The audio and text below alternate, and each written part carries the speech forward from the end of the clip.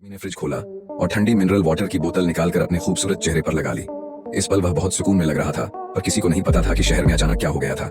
रातों रात तापमान 51 डिग्री तक पहुंच गया था। जैसे ही वह आदमी सब्जियां कार में रखने लगा, उसे किसी जलते हुए चीज की आवाज सुनाई दी और गलती से उसके हाथ से सारे अंडे जमीन पर गिर गए। जैसे ही वह झुककर अंडे उठाने लगा, अजीब घटना घट गई।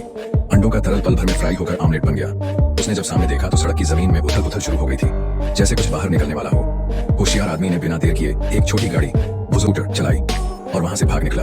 लेकिन अगले ही पल जमीन पर भयंकर विस्फोट हुआ और आग का बवंडर पूरे क्षेत्र को निगल गया। जमीन धंसने लगी और आदमी अपनी जान बचाने के लिए पूरी रफ्तार से भागा। आखिरकार वह मुश्किल से उस तबाही से बाहर निकल पाया और कार का तापमान भी धीरे धीरे कम होने लगा। उसने गाड़ी से उतरकर पीछे देखा और जो दृश्य देखा उससे उसकी रूह कांप गई। पूरा शहर आग में जल रहा था और जो लोग बच नहीं पाए वे सब उस अग्निकांड में मारे गए।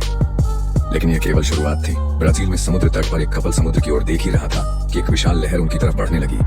लेकिन अगले ही पल ठंडी हवा की एक लहर ने समुद्र की उस बड़ी लहर को बर्फ में बदल दिया।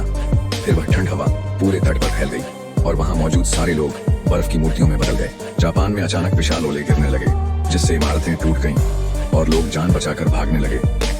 मध्य पूर्व के रेगिस्तान में भी अजीब बात हुई। वहां समुद्री तूफान आ गया, जिससे ऊंट तक डूब गए और पूरा दुबई जल प्रलय में डूब गया। ये सब अचानक क्यों हो रहा था? दरअसल 2 साल पहले बढ़ते तापमान की वजह से दुनिया भर में प्राकृतिक आपदाएं बढ़ने लगी थी। एक दिन में लाखों लोग गर्मी की लहर से मर गए थे। इस तबाही के बाद सभी देशों ने मिलकर एक वैश्विक सैटेलाइट नेटवर्क बनाया जो मौसम को नियंत्रित कर सकता था। इस प्रणाली का नियंत्रण डच साउथ सी स्पेस स्टेशन हेलान नानहाई कोंगजेनजन के पास था। 2 साल तक सब सही चला, लेकिन अचानक सैटेलाइट्स ने काम करना बंद कर दिया और आपदाएं फिर से शुरू हो गई। मुख्य किरदार अजू और अवेई को पता चला कि न तो उन्हें सिस्टम का एक्सेस मिल रहा है और न ही कंट्रोल रूम तक पहुंचा जा रहा है।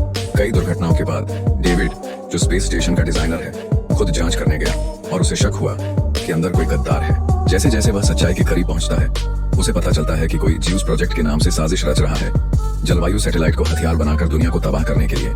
इसके पीछे उपराष्ट्रपति का हाथ है।